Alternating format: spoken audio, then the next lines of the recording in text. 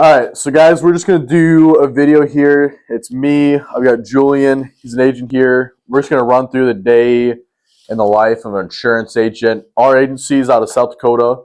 We do trucking insurance, and yeah, we got a couple producers who all do trucking, do a little bit of home and auto, but the main deal we're gonna be going over is like just a day in the life of a trucking agent. So, I mean, you, Julian, how'd you get in the deal? Yeah, so out of college, I went to a life insurance company and I was doing claims over there. Didn't love it, so I ended up start looking for something else and got hooked up with you.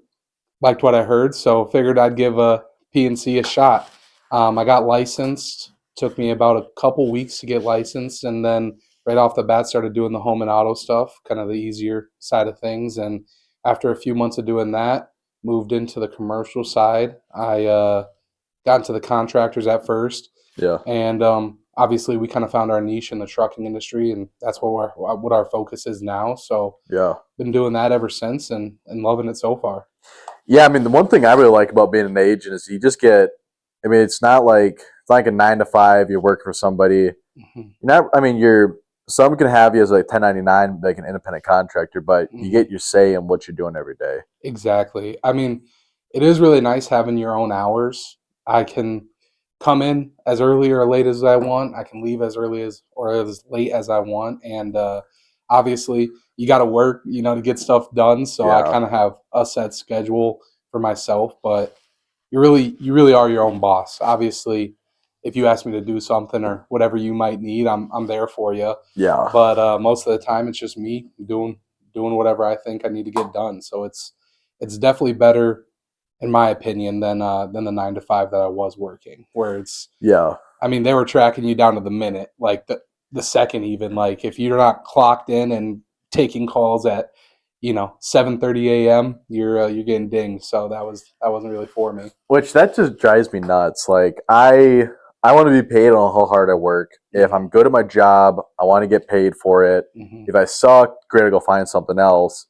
But like I hate the you got these set work hours. Yeah. I mean, before this, I worked at Pizza Ranch with nothing crazy, but Yeah. like I got scheduled to the worst times of the week, Hmm. which kind of what you expect for that job. And then I poured concrete for a while, or not a while, but a couple of years, in the summers while I was in high school, and I loved that because it's rewarding work. Yeah. But it was like, I mean, there was long days. You're out in the summer, you're beat. You're out in the heat. Hmm. You're just beat, and you're pursuing somebody else's dream. That's the 100%. main thing I didn't like.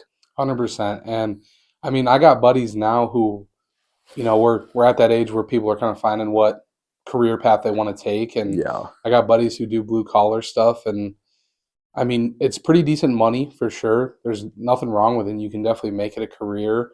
Uh, but I definitely hear a lot of complaints and like dreams and aspirations of I want to start my own thing and I want to do yeah, this, but I got to save up enough money first. And um, by all means, like it's definitely a great path to go down, but it's hard to save up enough money to start your own business. yeah. I mean, that kind of brings like another point. It's like if I don't mind doing construction at all, I like construction, Hmm. but if you're doing it for somebody else, it sucks because you're pursuing their dream. You're getting this guy one step closer to retirement. Hmm. Whereas like you can get into insurance and you don't need to go spend $100,000 on trucks and equipment and Exactly.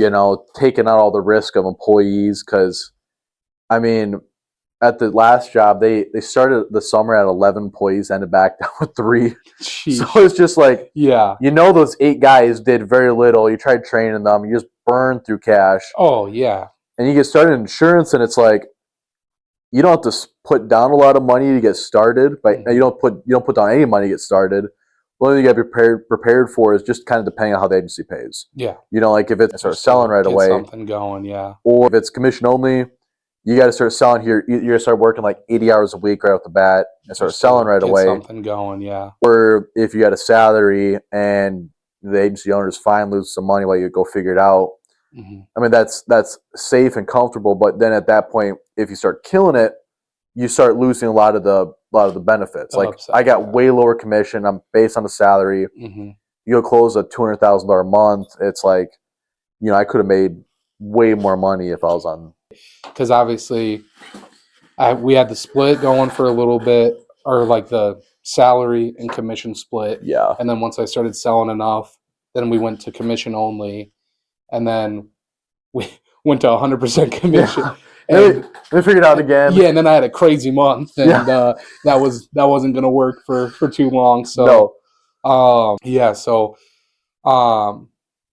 it is tough finding the right balance, because Yeah. obviously everyone's here to make money. That's what you go to work for. Yeah. I love insurance, but wouldn't do it for free. No. So, starting out, I had a certain split where I had a salary and a commission split, just because I was coming from a pretty good job and wanted to have some sort of security blanket, since I had never done insurance. Yeah. I was pretty fresh out of college still, so I hadn't done too many or had too much experience in sales.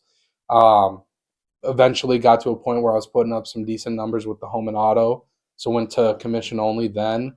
And we've switched it around a bit. Started with a certain split, and then went higher new business and dang near no renewals. And it's a nice check if you have a great month, but obviously you're not building anything for the long term. And and now we're back to a more reasonable split, I would say.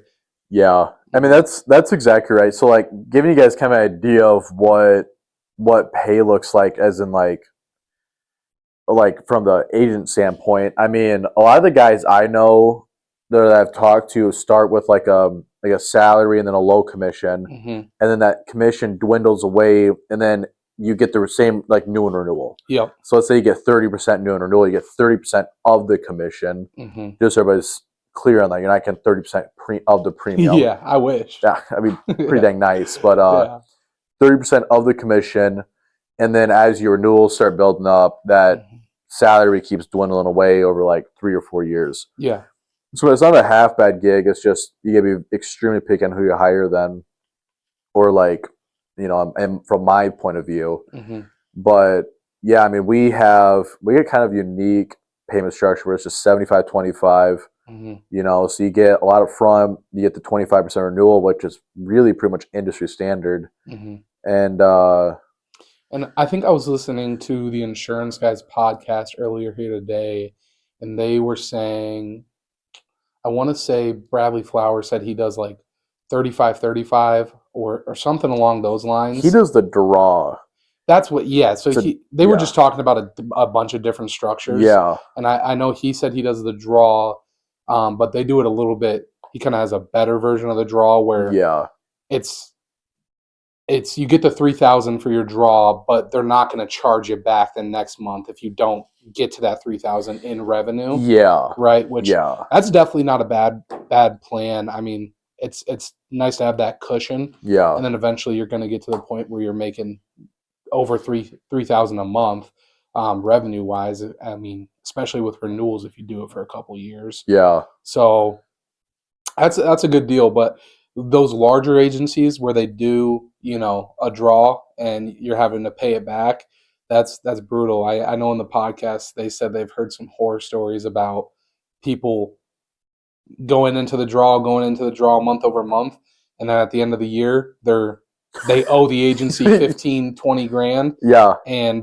they fire them, and then you still owe it back. Yeah. They still paid you that money. Yeah. So now you're without a job, and you have to pay back this money that you took from them. So I know. That'd be brutal. And it's really low commission splits. Yeah. Like one of the biggest guys out there pay 25-25, and they have the draw. So if you're not cranking on enough business to make your 25% of the commission over, go over your salary, you start owing them money.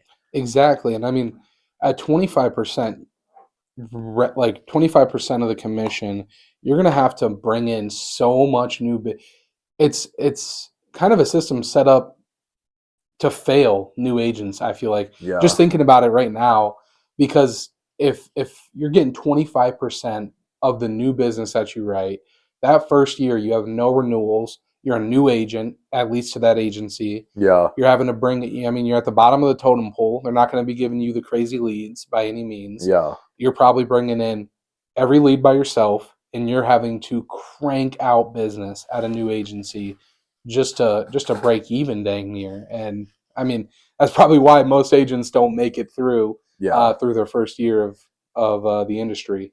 Yeah, we're not trying to scare everybody watching this deal. Like, you definitely can make money in the industry. You definitely can do very well. Yeah. It's just like it's not everybody can do this thing and go make 300,000 a year No. within like 2 years. It's yeah, you can make well over 300,000 a year, but you got to be. It's a long-term game, so you got to write a lot of business. You got to do it quick. Mm-hmm. Find an agency that probably pays higher commission if you have some confidence in yourself. Yeah. And then start cranking on the new business, and you get the renewals coming in. And after, I mean, you think about long term when you're getting, like, let's say you've been doing it for like 15, 20 years. You got, I mean, you got insane money just sitting there ready to go for you. You know, absolutely. I you mean, dang near go take vacation every month, and you're sitting just fine. yeah, exactly. Well, once you get to that point, I mean, obviously you got quite a few people that are insured by you, so you're probably getting a couple calls a day, at least. But it's not a bad gig at all. You can definitely build a very long-term wealth doing it. You know? And then once you do get to that point where you have a pretty decent sized book, you got renewals coming in.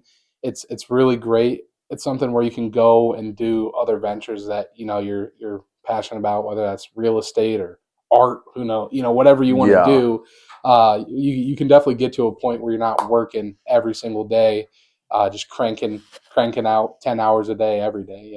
Yeah, I mean that's exactly right. And like let's say you're new in the industry trying to get in the deal. I mean, like you passed the test and got things rolling right away. Yeah. Julian likes to brag about his 81 first try here. I mean, it's no big deal. I know quite a few people who have failed it a few times. Maybe people in this room per se.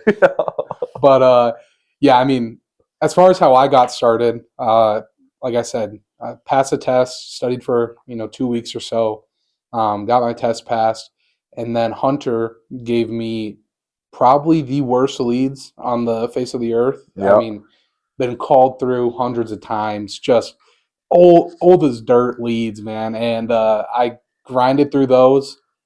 Finally got a sale off of one of them, and it probably took like a week, maybe. Yeah.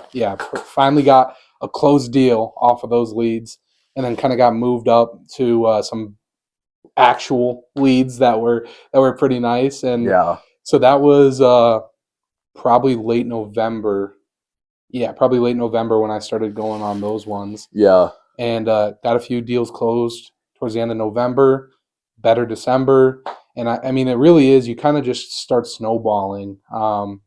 You close a few deals, you start asking for referrals, you keep cold calling, keep the pipeline hot.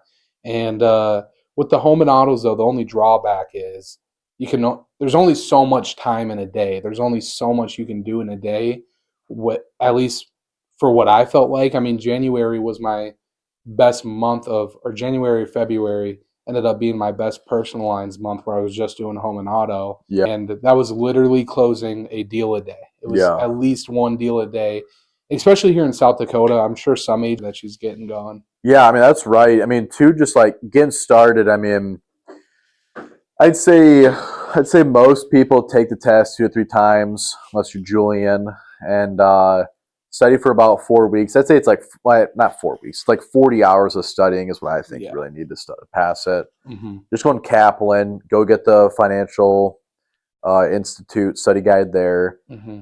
Get started. Yeah, I mean, like when I first started, I was door knocking for leads, quote them at night, call them back that night, and then start building up a stack of papers to start just calling those guys. Yeah. I mean, it was like 300 people, and I just keep calling that list every single. I kind of had I'd call them like every 3 days if I wasn't hearing from them. Yeah. But get them quoted, called the same day, door knock for a couple hours a day. And then kind of I'd say find your niche before you want to get into the deal too. If possible. I mean, it's kind of tough to say. start off with home and auto or as a CSR Yes. if you want to get into something big. Because like you're not going to go start writing $500,000 accounts day one. No one's going to take you serious day one. No, you need to know the coverages. You need to know what questions you're asking. You know the markets. I mean, the markets for one is like one of the biggest struggles. I'd say it probably one of the most common struggles Yeah. of knowing who to quote them with. What really should be another big thing is like knowing coverages, but Yeah. 90% of people just don't care. Yeah, I mean, you definitely run into a lot of agents where they're doing it for premium. They don't care. Yeah. And I mean, premium's awesome, but at the same, especially once you get to the commercial stuff, you really got to make sure you at least have an understanding of it before you start selling these commercial policies, because you could close someone's business down if you're not doing the right things. Yeah. Right? It could go wrong very quickly, but as long as I mean, if you have a great mentor like Hunter over here, Yeah. you know, you're going to be good to go.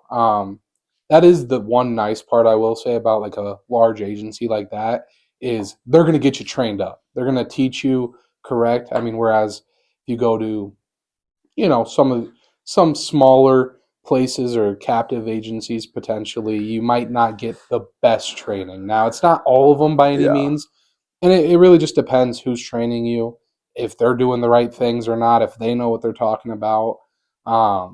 But once you get to that point where you feel confident in your knowledge, and that's really when you can start excelling in any niche that you go to, because once you know all the markets, you it makes you feel so confident. You know exactly where you can put someone and what you can do for them. Yeah.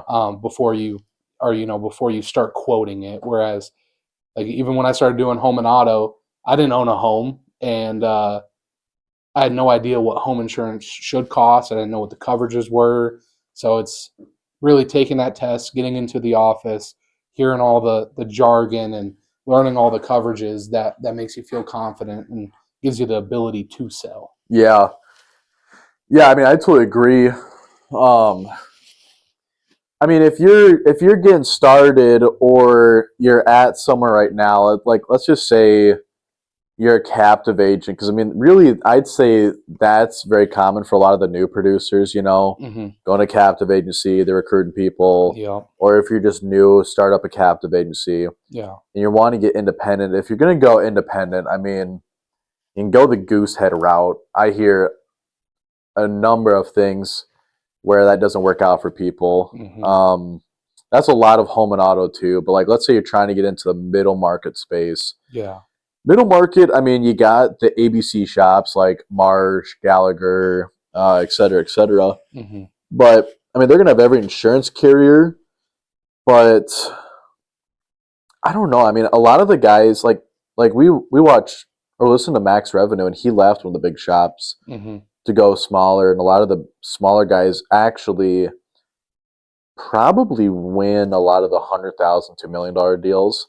Oh, 100%. I mean just the amount of people that we've talked to, Yeah, inbound leads that we're not even going out and finding, yeah, who are good size accounts and say, I can't get someone on the phone at my big, you know, ABC agency. yeah, When I call they don't answer is ridiculous. I mean, yeah, they have a large business, they have insurance needs, and they're a client of yours, so it should be a no-brainer that you can at least pick up the call and well, get they're them a COI, you know? yeah. I think it's you got to keep producing business, and Yeah. it's almost like a corporate structure. Yeah. It's almost like you go back to captive. Mm-hmm. Like they're sitting here saying, okay, we're this next year, what accounts are you going to close? Where are you guys at with this stuff? This is where we need to be. Like, here's like where you need to close business Yeah. at.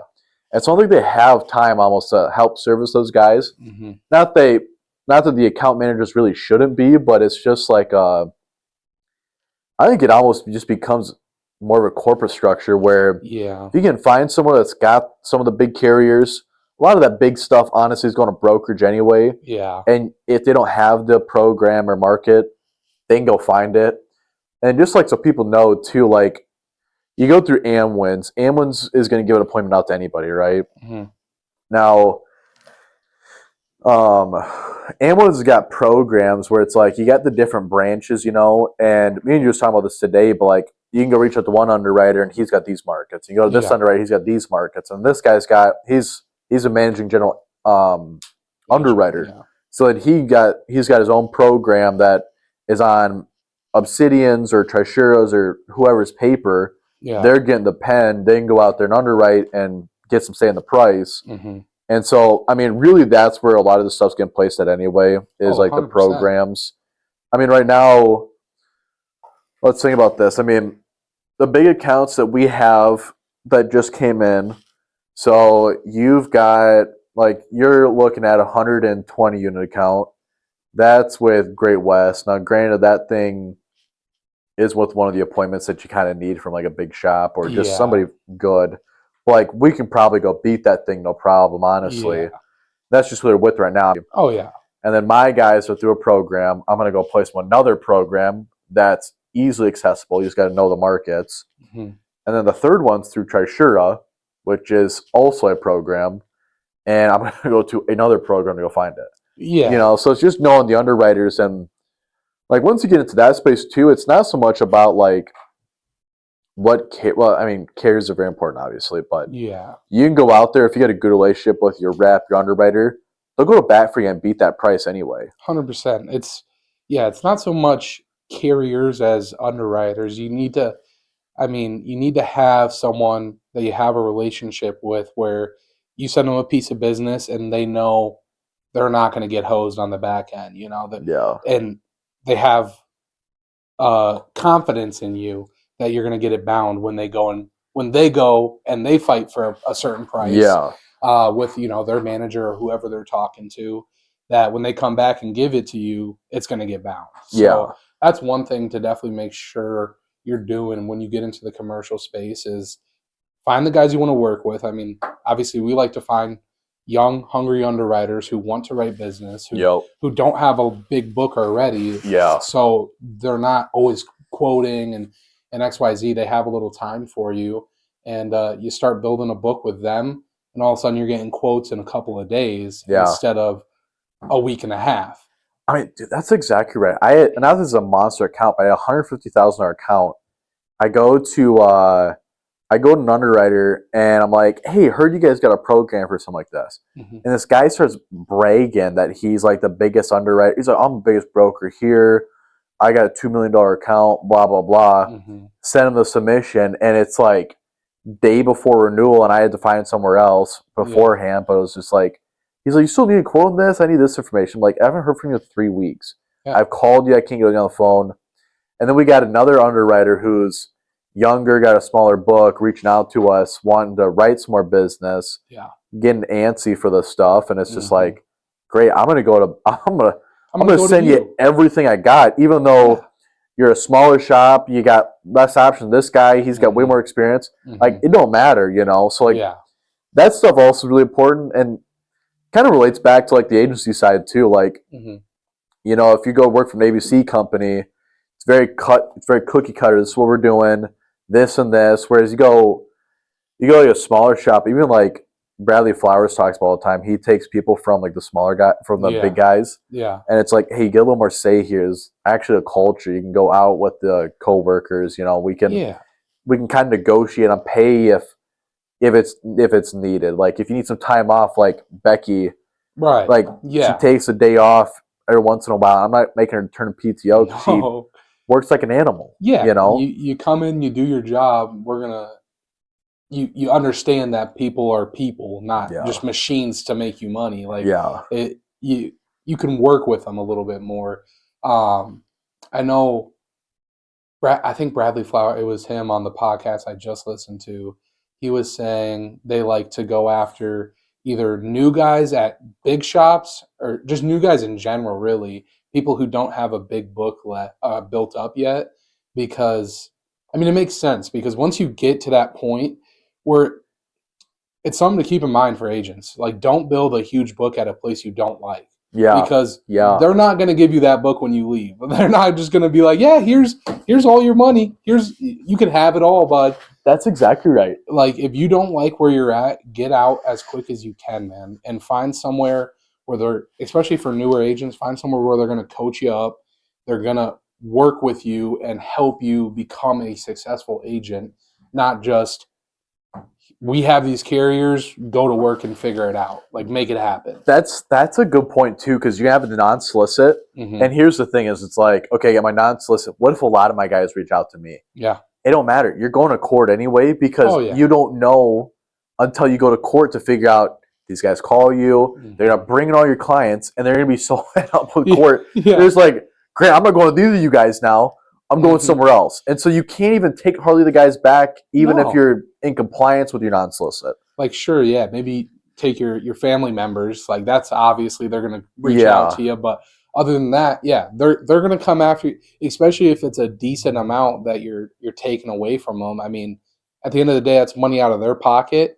If they want to at least try to stop that from happening, they're legally well within their rights to take you to court. I mean, Yeah. it doesn't mean they're going to win, but it's going to cost you money. It's going to cost them money. The client's probably not going to go with either of you, like you said. And at the end, and you guys are just both losers at the end of the day. So Yeah. but yeah, so that's definitely something to keep in mind. Do not build up a huge book at a place you don't like. He was saying in the podcast, he's like, I got a friend that I've made over the years who every time we talk, he tells me he wishes he could come over to my agency, but I'd have to pay him too much. Like, I can't afford to pay him how much Yeah. he's making, and he doesn't want to lose that, So Yeah. so now he's kind of stuck where he's at, and he hates that agency. Like, he hates going to work pretty much, So Yeah. Yeah, I mean, that's exactly right.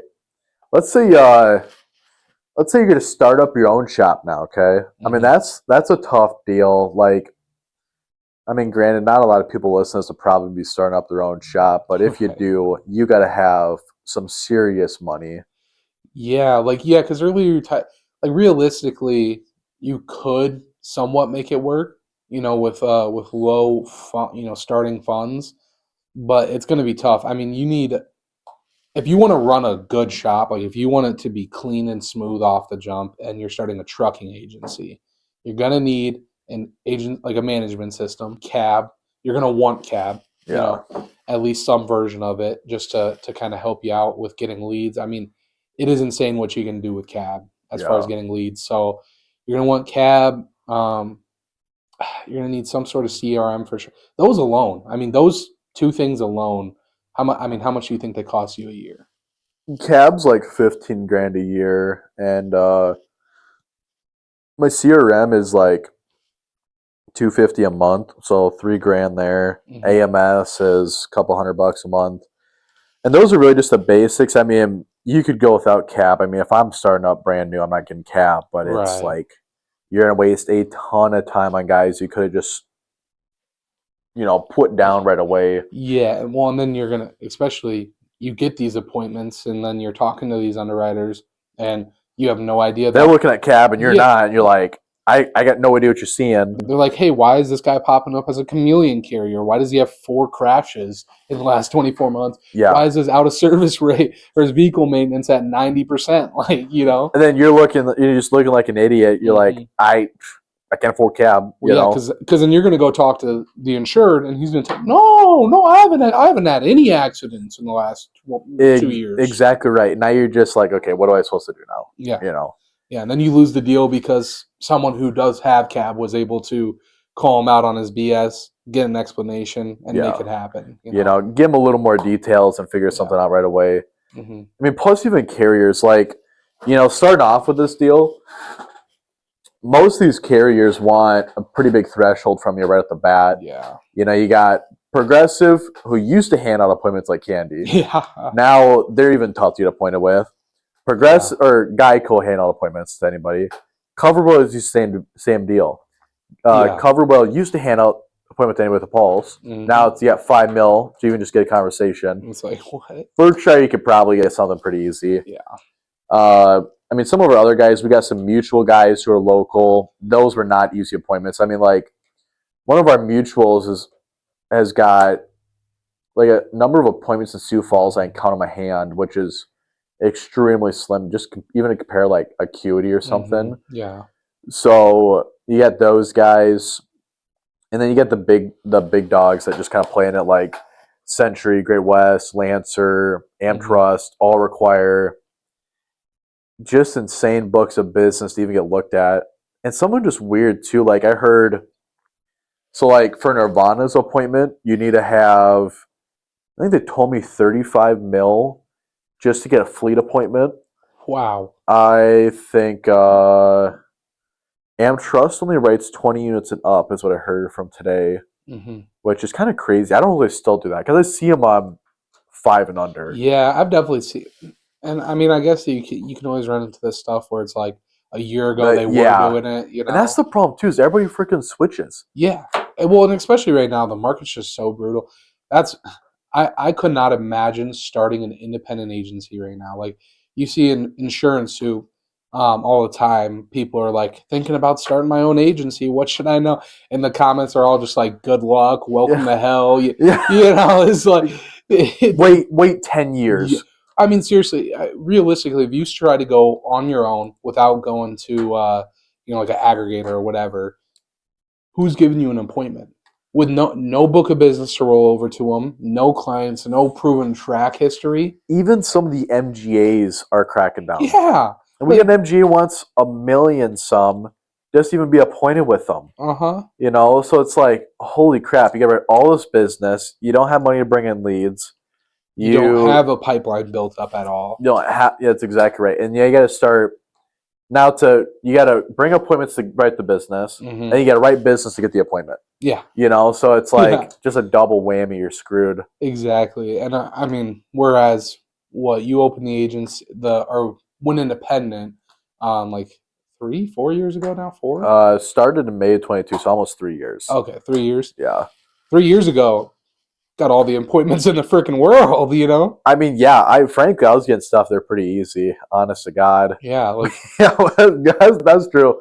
We're getting, but granted, those are home and auto appointments. Even those are yeah, tough now. yeah. No, that's home and auto appointments, especially are tough right now. Yeah, Yeah, no one wants to write homes right now. I mean, it is brutal the yeah, the trajectory that is going. I mean, just more and more expensive. Deductibles are going up, and I mean, at least with the trucking is what people are paying right now. New venture to have to pay 20+ thousand dollars a year as a new venture trucker, who realistically, unless you age your authority for 6 months, you're not even really getting loads. yeah, It's ridiculous how much they're asking for right now. But yeah.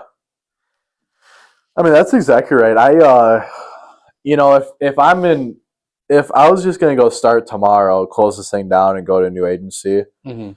I mean, obviously having experience would be a big help. I think once you got to get licensed, you got to know the basics. So maybe start off as a CSR, start off with a captive, Yeah, something basic, yeah, and then start getting certificates. Like right away, start getting your trip, start getting your mhm. CIC, start working all that stuff, and then I mean, heck, I mean, I'm probably gonna go find another agency. I mean, a little bigger than mine, just because we're so new. But like, Mhm. that's still right. I do find an agency that's right in business per produce, like we are. Yeah, You yeah, know, yeah, yeah. If anyone's looking, I mean, we use ERMI for our yeah. stuff. That's who we've gotten our certifications through. There's other guys out there, but ERMI's pretty good. I like their system there. They're pretty dang cheap. They're Yeah, they're industry related instead of being like coverage line related. Because like yeah, you use CIC, I mean that's like one of those popular ones. It's awesome, but it's like there's be a lot of stuff in that doesn't relate remotely to trucking or hmm. if you're in a certain industry. Great, I'll tell you about the coverages, but like knowing the It's industry is not. really a big Yeah, thing. exactly. Yeah, like niche versus generalist. Yeah, It's kind of how it is. yeah, absolutely. Yeah, let's go through like each other's days. Like, what are you doing throughout your day? Yeah, so usually, whenever I get in, we have leads that are coming in throughout the night. Most truckers, they work all or they drive all day. So when they're on their phone, it's 10, 11, midnight, Yeah, they're just sitting in bed scrolling. So that's when a lot of our leads will come in is in the middle of the night. So I get in first thing and I'll call through those guys. Call through them, pull them up on cab, kind of take a look at what they got going on. And I mean, usually I wish I could get this time down, but if I'm gonna end up quoting the guy, if I'm taking him on, it's probably a 30-minute phone call to get all of their information that we need, kind of get a feel for what their story is, what their situation is, yeah, make sure I have all that jazz. So, you know, if we have 4 or 5 leads come in in a night, probably start off my day with like an hour and a half on the phone of just talking to different people. Once I get through calling all those guys, I like to get my service done just to get it out of the way. Now, service is a never ending chore. Yeah. You start doing it, and then you get a call from someone else who needs something from you, and then you get sidetracked and sidetracked and sidetracked. But I like to try to block out right after I call everybody. I'll do my service. So service is going to be your post bind stuff. Bound a policy yesterday. Today I need to make sure all my notes are put into our AMS, which is like our customer management system. Yeah. I guess is what I'd call it. Put all my notes into there. Make sure we have payment information documented. Make sure the policy is good to go, that they don't need to do anything. Make sure we have signatures on the cancellation form, any policy documents that need to be signed, get the cancellation sent off, all that jazz. You got to make sure that's taken care of. And then other service you're going to run into is some clients have your personal phone number. So they are going to call your personal phone number. They're going to text you personally.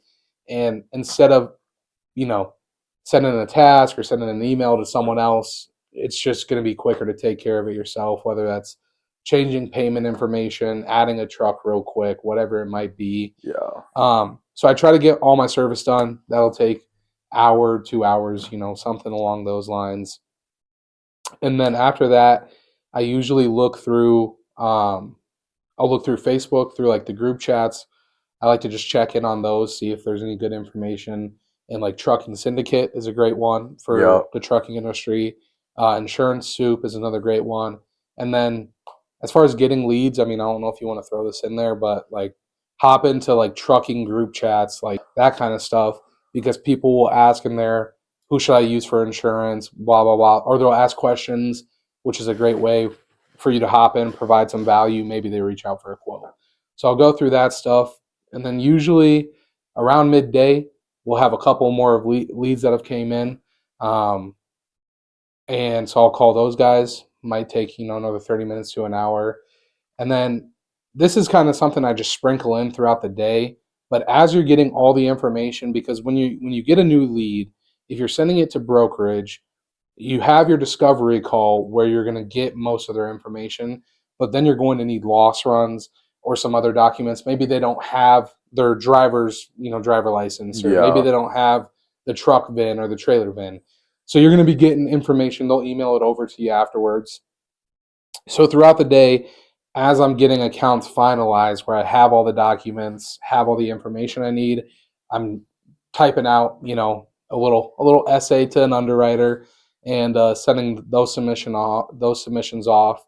You always want to get those done as soon as possible, just to get it top of the inbox and get a quote back as soon as possible. So doing that, I would say sending submissions off, that'll take 30 minutes to an hour a day, just kind of sending it to all your different guys, looking over quotes.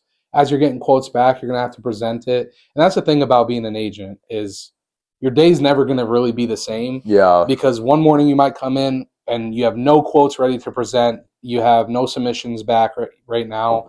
So you have, an hour or 2 hours where you can just sit there, call through all the new leads you have, check in with some people, and move on to the next thing. But then some mornings you come in, you have 3 quotes back from your underwriters, and you have, your assistant we have an assistant who quotes for us. Mm-hmm. She has, 2 guys done quoting with our direct carriers, and now I have 5 quotes to present or 4 quotes to present, whatever. So that's kind of the day there, is just calling new leads, inbound leads, sending off submissions, making sure everything's ready for brokerage. You're going to have your service. I guess I'd call it learning, going through the group chats, Yeah. a little bit of prospecting or reaching out to guys, and then presenting quotes. That's the fun part, is saying, hey, here's the numbers. How we looking? You want to go with us? And now, Hunter knows we were getting swamped with Facebook leads for. You want to talk about Facebook leads? Yeah. We were getting swamped with Facebook leads for like 2 months there, Yeah. where like really, I had so many people to call in a day that I did not have time to cold call. But we've dialed those back a little bit, and now I'm getting to a point where I have time in the day, start cold calling, start prospecting, and really I'm looking for kind of that 2 to 10 unit stuff, Yeah. where we have a couple options for those guys, and start cold calling here again. Try to block out like an hour to an hour and a half, I'd say, a day to cold call and prospect. Yep. Yeah, I mean, that's about right. I mean, that's my day is a little bit of everything just because around the agency, so working with like carrier partners, working with clients who have my cell, Yeah. just getting kind of that stuff done, training employees, and then yeah, selling. I mean, I just take a couple decent sized accounts a month, grind those things out, fill out a million applications, learn about all the markets who will write that stuff. Nice part is though is only have to close like 1-2 accounts a month to make some pretty decent money. Mm-hmm. It just a lot of work goes into it. It's a lot of inconsistency. Yeah. But I mean, some of the accounts that like I've got like a $70,000 auto body shop. I got a $1.7 million contractor, and that they get a sister company that's a 150 unit towing fleet. I mean, like, what else? Like, I got a 11 unit non-emergency medical transport account, and it's just like all that stuff is still working on that staffing company. staffing Somewhat, company. yeah. It's just like find every single person who'll take this stuff because it's like, for a $400,000 account, yeah, I'm gonna go shop everybody who'll take this thing. I'll go learn about the programs, fill out all the applications again, submit to the next guy, and just get decline. Oh, I got your quote, and it's like Sweet. finally, so. Yeah. Sometimes it take a couple months to get closed. Sometimes it take a couple weeks to get closed. Just kind of figure out what I can do there. No, absolutely. I mean, one thing I would say if you're thinking about starting your own agency is get ready to work some long hours. Yeah. And this guy works like a dog, man. I mean, hours wise, there's definitely days where I work maybe 9 to 6, or some nights it's been like 7. But this guy's here a lot later than that. Later than that. Yeah, I mean, running the agency, I have a starting capital, so it's just working long hours to get it going. I still got to do the work for a producer, the CSR, train people. So it's like 80 hours a week, 6-7 days a week. Can't complain though. I do like it. So yeah, man. At least got that going for me. No, and insurance is a great field. It's something that people are always going to need one. Yeah. So it's not a dying industry by any means. I mean, people talk about AIs taking over a job, and companies are all going to go to the online stuff. But yeah, like the direct stuff like that, we're not going anywhere. They've tried it before. They've been trying to do it, and it doesn't work because people don't want to talk to a computer. They want to talk to a person who can understand how they feel and can talk them through in a reasonable fashion how to get through a situation. And anything bigger than anything different than like the person who wants the cheapest home and auto insurance. Mm-hmm. I mean, like you get 80 employees in your contractor. You're not going online with Vibert, Next Insurance. You're not buying that thing there. No. You got to know. I mean, like there's so many coverages with that stuff that nobody's going online to do that. They don't know what pollution liability is, what E&O, umbrella, any of that type of stuff. No, they're gonna get caught their pants down and pay out $1 million because they, I mean, you could still do that as a small operation. Well, and they forgot to list one of their operations, and it turns out that's excluded on this general liability policy. Yeah. Oh, I do snow removal in the winter, and I didn't really think to list that, and I just ran into a building. Oh well, hopefully you got $500,000 sitting around. Yeah. And even the smaller guys though don't like dealing with it. I mean, we had a contractor walk in on, what was that, Friday last week? I think so. And I had a few free minutes, so I sat with him. He kind of told me his situation, and he was with one of those direct online carriers where you go online, you quote it, and bind it in 5 minutes, right? He was trying to get a COI or something or another. Yeah, COI, or he needed some sort of service on his policy because of a bid they're putting in, and called them.